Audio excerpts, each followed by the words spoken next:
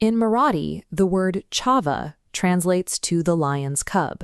For Chhatrapati Sambhaji Maharaj, that title carried the crushing weight of succeeding one of India's most effective historical rulers, Chhatrapati Shivaji Maharaj. By the age of 13, Sambhaji attained a rare level of scholarship, mastering 13 languages and their distinct scripts. Examining his early literary output, he authored 4 major Sanskrit texts, including the complex political treatise Budh Bhushan, before he reached adulthood. But in April 1680, his father died suddenly. The Maratha Empire was instantly thrown into a severe state of uncertainty. Sambhaji inherited a fractured reality. He was a highly refined, sensitive scholar, but the extreme political chaos of the moment demanded a very different kind of leader. This diagram maps out the immediate internal threat to his succession. His stepmother, Soyrabai, alongside ministers like Anaji Dato, orchestrated a coordinated conspiracy to bypass him entirely and place his younger half-brother on the throne. These factions successfully maneuvered the rightful heir into isolation at Panhala Fort, cutting off his political support base at the exact moment he was most vulnerable. While his own court plotted against him, the Mughal Emperor Aurangzeb saw an opening. He marched toward the Deccan Plateau with 300,000 soldiers. Aurangzeb's goal was total eradication. He intended to wipe the Maratha Empire off the map completely, while it was paralyzed by internal succession disputes. Sambhaji was caught in a lethal pincer. To survive, he had to secure the throne of Raigad from the shadow cabinet inside its walls, while simultaneously mobilizing a defense against the world's most well-funded army.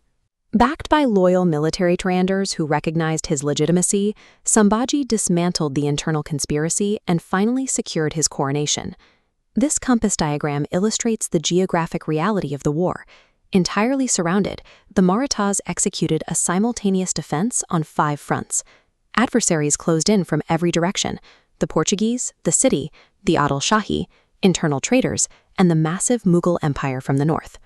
Over his 9-year reign, Sambhaji fought more than 120 battles against these combined forces. He did not lose a single one. Maintaining this record required extreme speed. By rapidly shifting his veteran cavalry between these 5 fronts, Sambhaji denied his larger, slower adversaries the chance to ever concentrate their forces for a decisive blow. Sambhaji knew that sitting behind fortress walls would eventually drain his resources. He needed to hit the economic engine funding the Mughal war machine. This map tracks his boldest counteroffensive, a direct strike deep into enemy territory, aimed squarely at Burhanpur, a vital economic and military hub for the Mughals. The Maratha raid entirely emptied the local Mughal treasury, crippling Aurangzeb's ability to fund his immediate campaigns in the region. The psychological blow to the empire was severe. A deeply frustrated Aurangzeb took a public vow, declaring he would not wear his imperial turban again until Sambhaji was captured. The raid on Burhanpur forced a fundamental shift in the theater of war.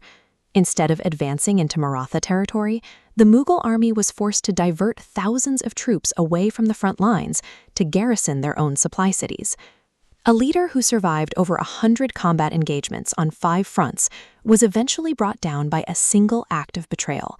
His own brother-in-law, Ganoji Shirke, made a deal with the Mughals.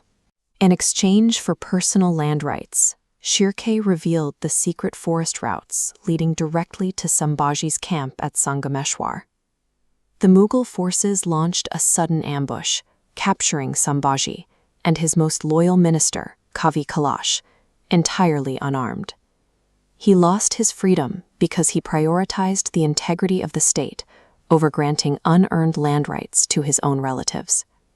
As detailed here, Aurangzeb laid out 3 absolute demands to spare his life: convert to Islam, surrender all Maratha forts, and hand over his secret treasury. Sambhaji refused every condition. His response, recorded here, cemented his legacy. A king who abandons the truth cannot survive in history. For 40 days, he was subjected to horrific, systematic torture designed specifically to break his psychological resolve before he was finally executed. His sacrifice was carefully preserved. This timeline shows how Shivaji Sawant's 1980 historical novel Chava resurrected his story, passing it down to today's cinematic adaptations. Aurangzeb successfully destroyed the Chhatrapati, but the brutality of the execution ignited an unquenchable rebellion across Maharashtra, a 27-year war of attrition that eventually buried the emperor in the exact soil he tried to conquer.